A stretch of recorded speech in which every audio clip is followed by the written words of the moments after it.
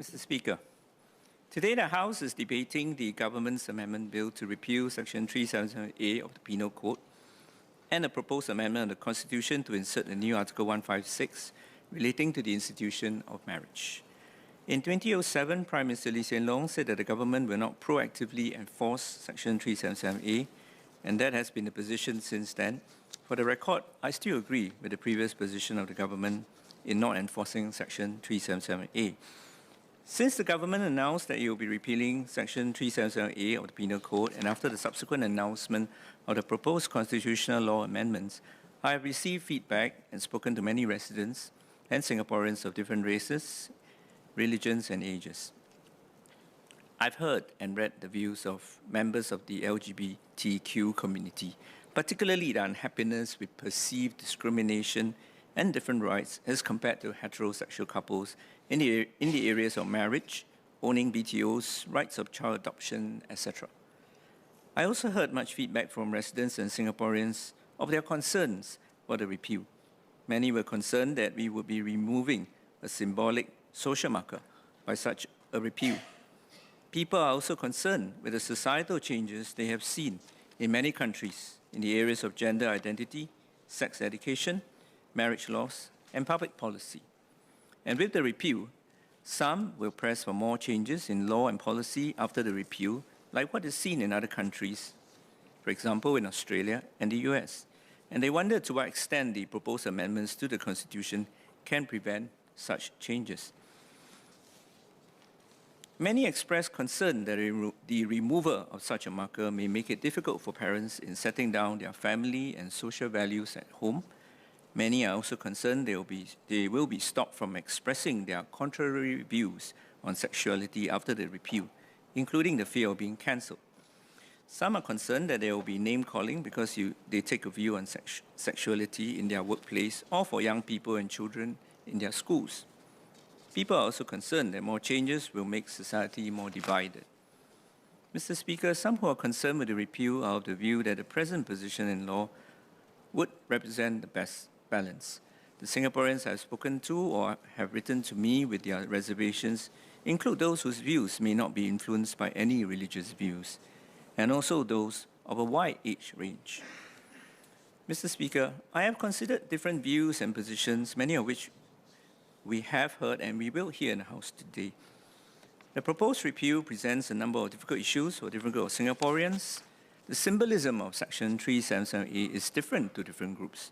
There are differing views and even the experiences of individuals. As an MP, in considering all issues, I'm also guided by my own conscience in arriving at a position that I feel is right for our society and our people, even if some may disagree. Even as I do my best to analyze the issues for different segments of our population and my constituents, for reason of my own conscience, as guided by my own faith and beliefs, I find it difficult to support the repeal of Section 377A. I am personally troubled by the removal of the marker that it represents. Mr. Speaker, this has not been an easy decision for me, because as an MP, I would like to represent all constituents as best as I can. I thank my party whip and party secretary general and leader of the opposition, Pritam Singh, for lifting the whip. I do not take this lightly. In fact, I made this decision with a heavy heart. This is both a most difficult decision and is the most difficult speech I have to make today, given the divided issues at play for different segments of my constituents and for Singaporeans. Being very careful not to cause hurt or offense and yet having to be principled with my own beliefs. It is also not made easier because, like many fellow MPs and Singaporeans, I also have many friends and good friends who are from the LGBTQ community. And some have over time shared with me some of their very difficult circumstances and experiences in life, which makes my decision today even more difficult and humbling. I humbly seek their understanding. Mr. Speaker, a conscience vote is a very heavy responsibility a Member of Parliament is required to discharge, because it is a responsibility each of us carries alone, guided by our own conscience. Mr. Speaker, next on the issue of the constitutional amendment, my colleague and my honourable friend, Mr. William, has raised some concerns regarding the implications of the proposed carve-out carve-outs in the proposed Article 153 to exclude the court's role in ensuring conformity with the Constitution. While I agree that her concerns have some merits, and I look forward to the government's assurances on these issues, I would still support the amendments for the reason that as the government is minded to push through the repeal of Section 337A, if the repeal were to proceed without the proposed constitutional amendments, those who have reservations about the repeal may be even more concerned that there will be no other enhancement in law to address their concerns. Mr. Speaker, before I close, I'd like to thank many of my constituents and many Singaporeans who wrote to me and who spoke to me about the proposed repeal of Section 377A, including both the groups who support the repeal and those who object to the repeal. I also like to seek the understanding of my constituents and Singaporeans who may not agree with my decision.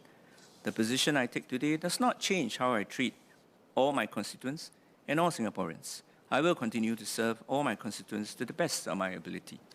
Moving forward, I hope for greater understanding between those who share different views on LGBT and greater tolerance of different views. We may not always agree with each other on every issue, but we can and should agree to disagree. We should still love and respect each other, no less as fellow human beings. And I hope that there will be more dialogue between those who share different views so that there may be a better understanding and less polarization. Mr. Speaker, I oppose the Penal Code Amendment Bill, but will support the Constitutional Amendment Bill. Thank you.